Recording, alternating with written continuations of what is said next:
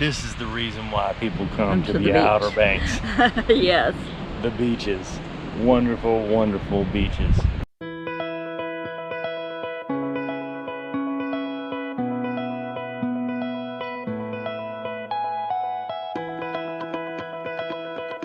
We are Don and Lisa, the camper couple, and we're on a cross-country journey called the Route 64 Tour.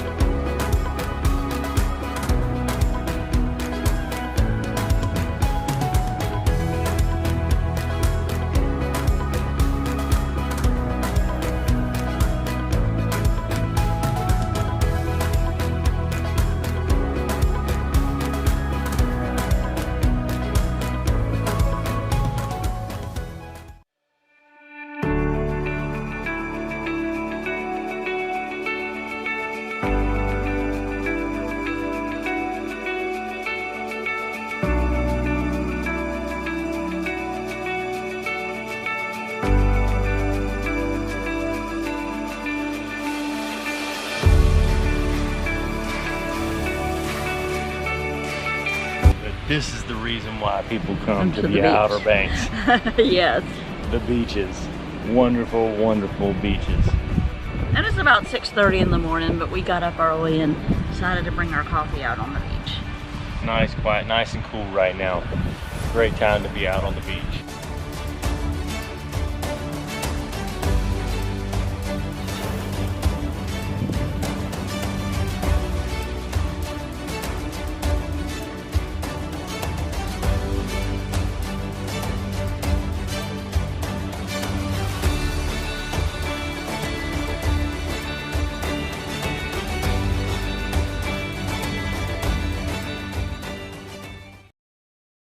Ready to go in?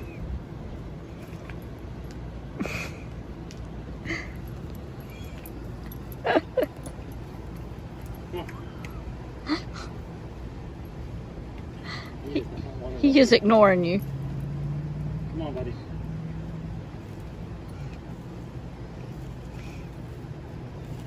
He's more interested in the neighbor. Ready to go in? Come on. Go in.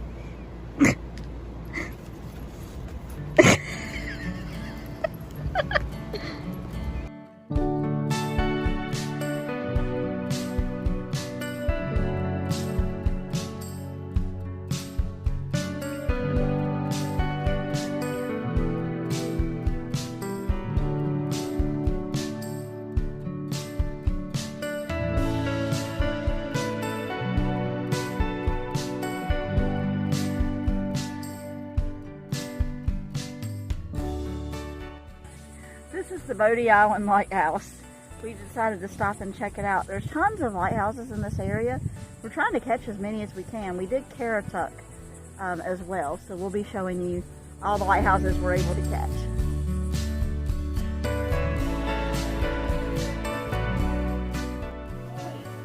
I know, I kind of collect them. It's become a thing.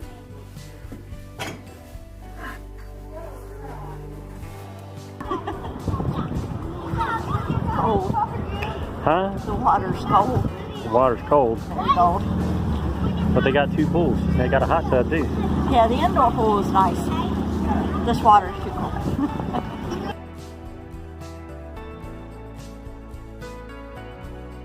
We are going to climb the lighthouse. We're actually going to the top. Yeah, you can actually go to the top, so Cost $8 a person. not too bad. Such friendly people here. That I will say that's been awesome. But we're gonna climb to the top and get some footage up there for you. We are on our way up to the top of the lighthouse. Boy, you can tell how the sound travels through here. It's an echo. But there are 200 steps, so make sure you're able to handle these steps before you do this. This is quite Oh yeah, forget the Spearmaster. You don't need that, you just need the lighthouse. Yeah. I'm managing. See, you get one view. It alternates between ocean side and land side. Because there's fun. It's a workout, huh? We're managing. Says that we are halfway there. Halfway there.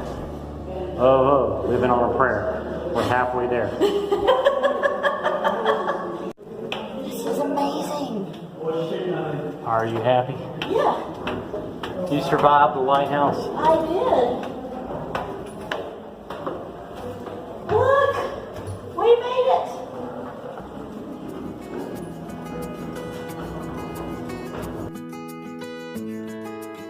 In 1999, the Cape Hatteras Lighthouse was moved from its original location due to the erosion of the shore. This move was called the Move of the Millennium because no other building this tall had been moved so far.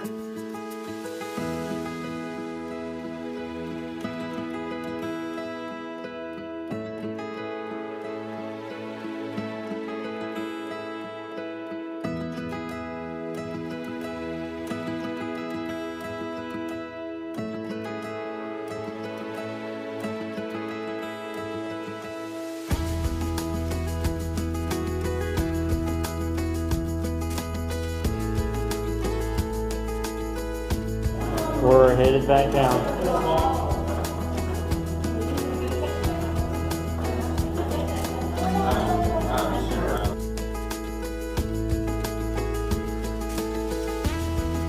Goodbye.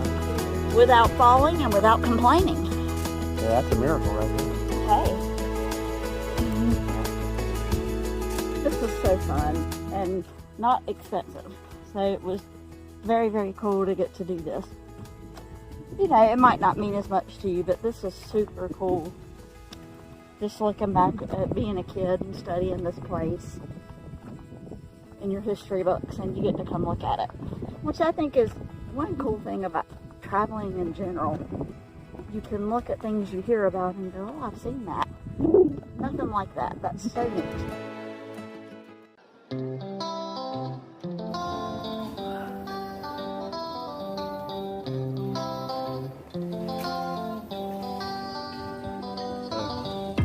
We got to wear a mask Yeah. because we have to protect the fish.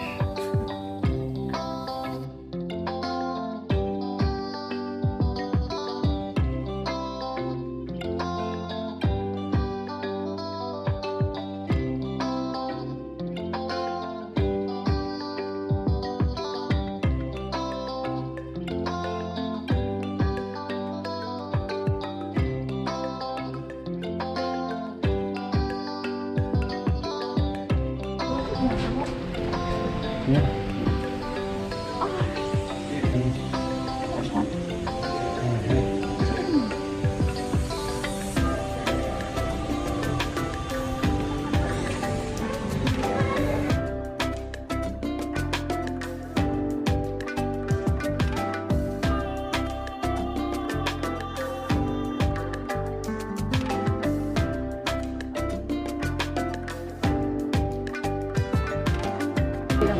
Yeah, it's like, yo, dude.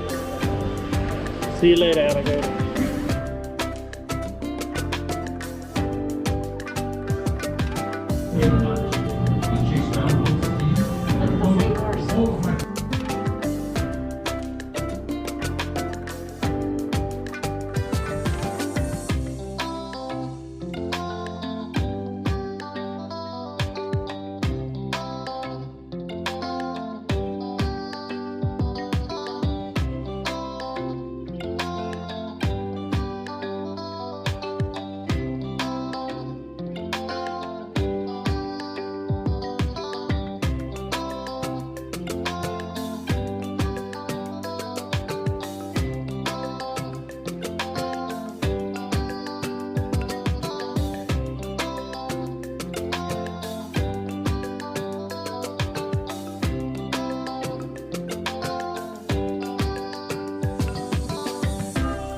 We're with the sharks.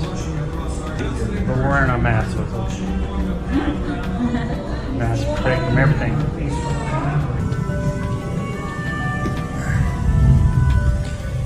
16 men lost their lives that night in 1862, but scientists wouldn't discover the USS Monitor until 1973. By then, it had transformed from a sailor's tomb into an artificial reef bursting with life. Legislation empowered NOAA to make it the first national marine sanctuary, and today there are many more. Our commitment to the research and preservation of the USS Monitor will never end. From the bottom of the ocean, it touches multitudes on shore. And even though it is no longer afloat, this sanctuary within a sanctuary will forever be on duty, just like its guardians.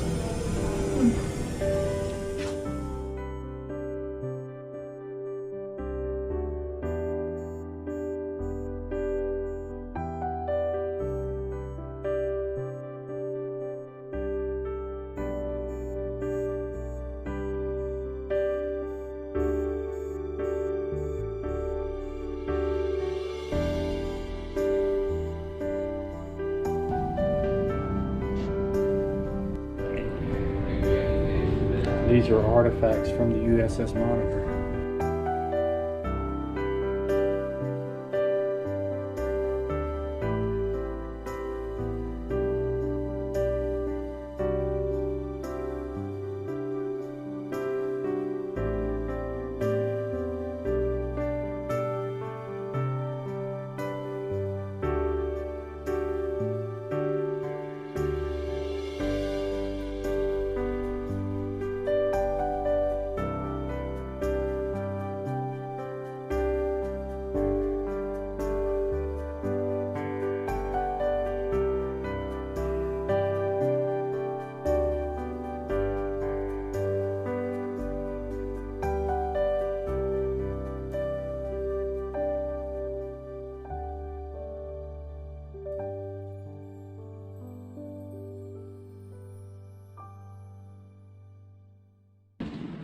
Oh, hi. Hello. I would like one a big wave wrap. All right. And one Teacher's taco. All right. I didn't think I was gonna get this again this summer. They've become a favorite.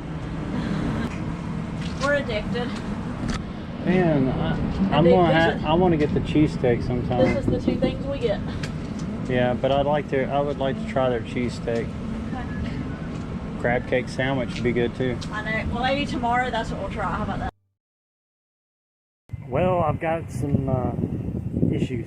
I've got a bad tire, driver's side. It's just got a bad spot on it. It's got a bulge, so I started hearing a thump, thump, thump after crossing over a bridge. I don't know, I must have hit something and it caused it to, get one of the belts in there break or something, but it's got a bulge in it now. And so now I'm going to have to change this tire right here in the campground and put the spare on so that we can go down to Ocracoke tomorrow. I think it's finally off the ground. We are waiting to get on the ferry to Ocracoke. We've never done this before. Ocracoke, it can only be accessed by ferry. In fact, that's the way it used to be for the majority of the Outer Banks until they started building these bridges. But all the bridges stop here. We've never explored this far south, but we really do like the Outer Banks. It's incredible here. It's just so relaxed, such a relaxed pace. And that makes a difference when you're vacationing. We had a great breakfast this morning on the way down here.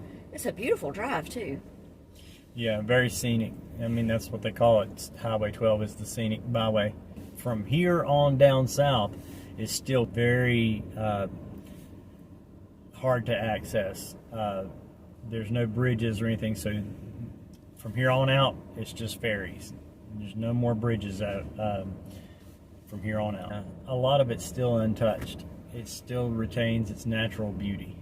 And it kind of boggles my mind because when I was growing up, you went to Myrtle Beach. Yeah. And this is so much better. So much better. A lot of people are starting to discover that.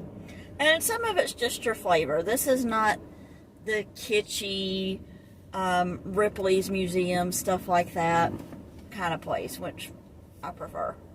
A lot of the mom and pop shops. A lot of the mom and pop shops. There was not one fast food joint The whole way down here. The whole way down here from our campground, and we're probably about half hour out from the campground, maybe 45 minutes. Yeah. Somewhere around in there. So kind of a different feel. It really is. Apparently there's some sort of an issue going on with the ferries because it's 9:05. We're supposed to have already taken off on the ferry, but everybody's still in line waiting on something. So apparently there's some kind of issue. Something's going on that's not letting the ferry take off on time.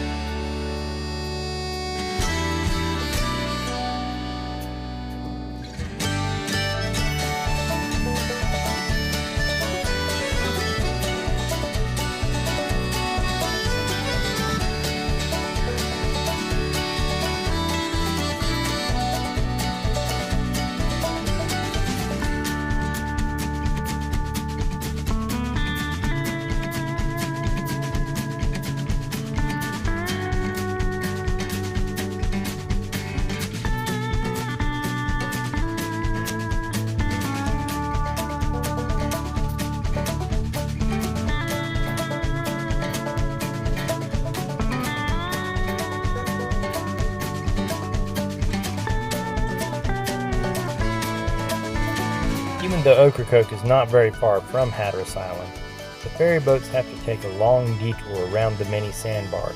That's why the trip takes usually around 45 minutes to an hour.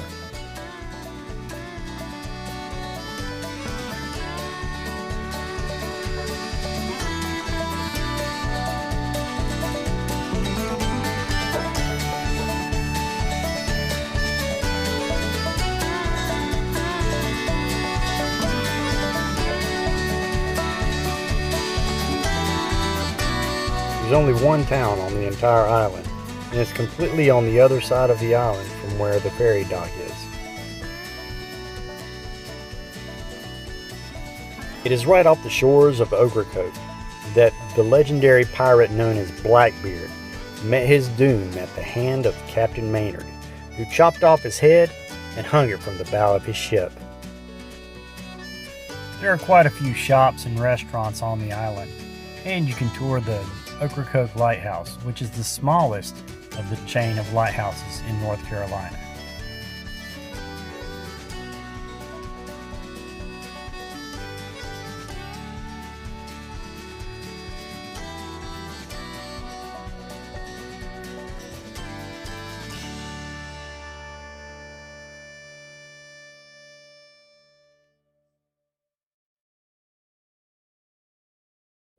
We had some horrible winds last night, and he got so scared.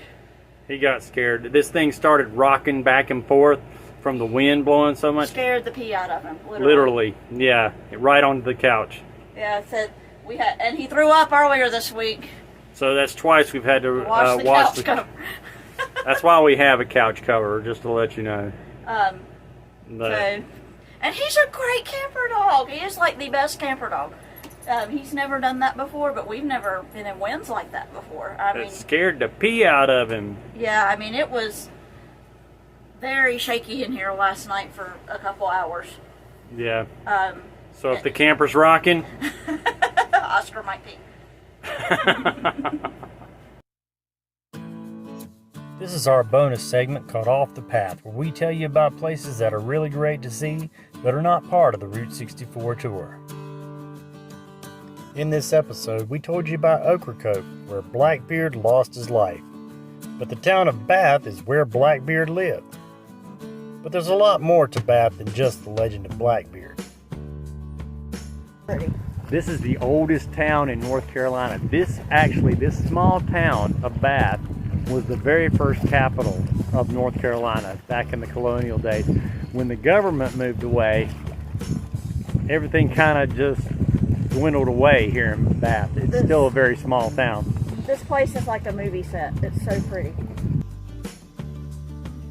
You can tour some very old historical houses.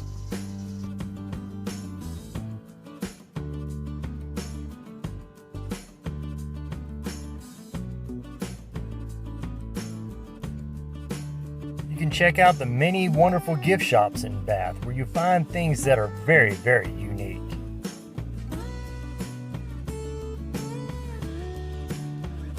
And you can tour the oldest church in North Carolina, where people are buried right within the floor.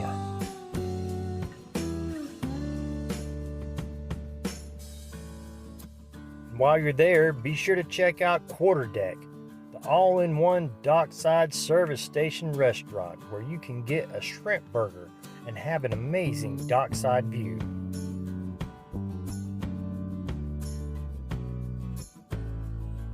Cool. Part of the fun. Yeah. Even though the town of Bath is not part of the Route 64 tour, it's still a really great place to see.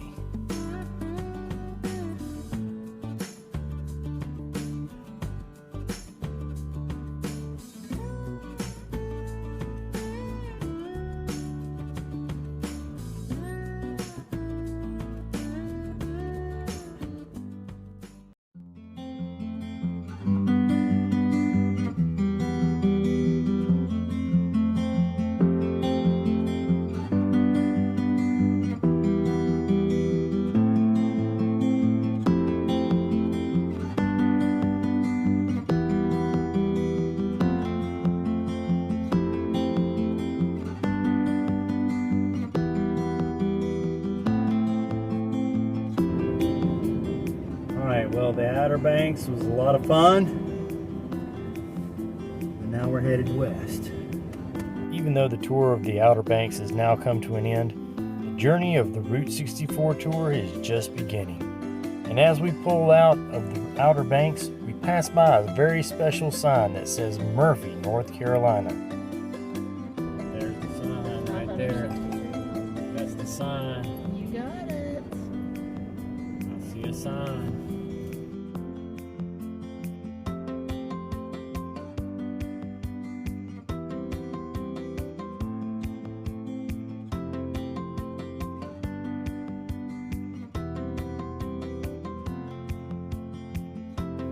Join us next time as we explore the farm country of North Carolina, where we see an ironclad ship in the town of Plymouth, and discover a unique place called Deadwood.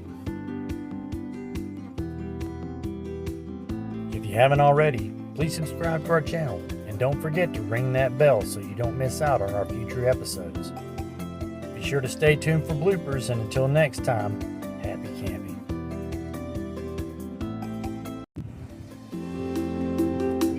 Well, I've got some issues on my rear. Being silly in Mantia. Beautiful. Beautiful place. But he's so funny. He always looks like he's grinning. Charlie, how many places have we eaten in this trip? A few. Good, sir? Thank you very much. Have a good one. Thank you.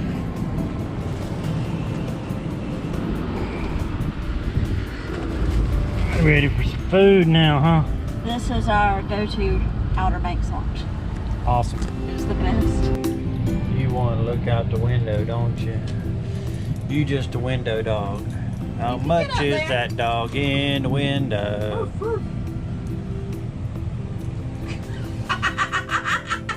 you see him looking at me? Yeah.